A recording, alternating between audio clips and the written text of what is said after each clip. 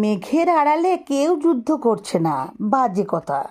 ইন্দ্রকে জিতছে না কেউ, বাজে, সব বাজে।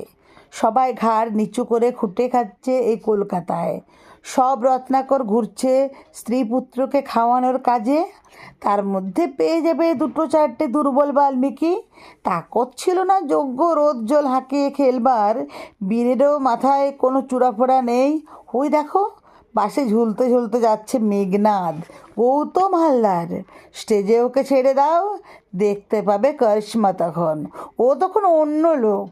কিন্তু রোজ বাসে ঝোলা, কিন্তু রোজ ফেরা অফিস থেকে পা চেপা, কনুই মারা, বসা ওঠা, মন রাখা বসের। নাজেহাল এই যুদ্ধ মেঘ শীর্ষে করি না প্রত্যেকে। আঞ্জলায় মাসের শেষে মাইনে ওঠে, তাতে কি হয়? আমার যা হয় ওর তাও তো হয় না। ধারে ধারে চুল বিকোয়, থেকে থেকে বাড়ে বাড়ি ভাড়া। এর মধ্যে লক্ষণও ঢোকে, ফাঁক পুকুরে যজ্ঞাগারে ঢোকে বারংবার। কোষাকুষি হাতলে শেষে ছুঁড়ে মারি যা পাই, কলম। আমরাও অভ্যস্ত হই দিয়ে খেতে চোরাগুপ্তা মার।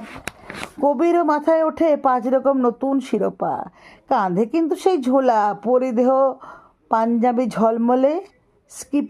স্কিপিংয়ে তাকে চিনতে পারছো, ফেরিওয়ালার ছেলে। এক ফেরিওয়ালা বলে শব্দ ছন্দ বিক্রি করে সে পেট চালায়। তার মাথায় বিদ্যুৎ ছোড়া দেখতে পাচ্ছ না? তোমার চোখ নেই তাহলে বন্ধু, চোখ নেই তাহলে। চোখ থাকলে দেখতে পেতে। আরে বাবা, বিদ্যুৎ ছোটা না, দেখতে পেতে সাহসও গেরিলার সঙ্গী। Loan, PF, metro, auto, school college, হাউসিংয়ের পিছনে এখনও লুকিয়ে সে ধরে আছে দম। বেরোবে সময় মতো, তার সামনে পড়লেই জারি জুরির সমস্ত খতম। ততদিনে মিথ্যে কেন দোষ ধরতো ছাপোষা কবির? কোনো বীর নেই, কোনো বীর নেই এই বলে বুক চাপড়ে না বেরিয়ে দেখো, কোনো বীর নেই। কিন্তু আমরা তো সবাই মিলে বীর। মেঘনাদ ও একাই নাকি? ওই ছেলেটা তুমি নও, আমি নই। রোজ রোজ কি অসম যুদ্ধে, রোজ কি খাবার খুঁজতে বেরোই না আমরা অগণন? আমাদের বধ করবে জন্মায়নি এমন লক্ষণ।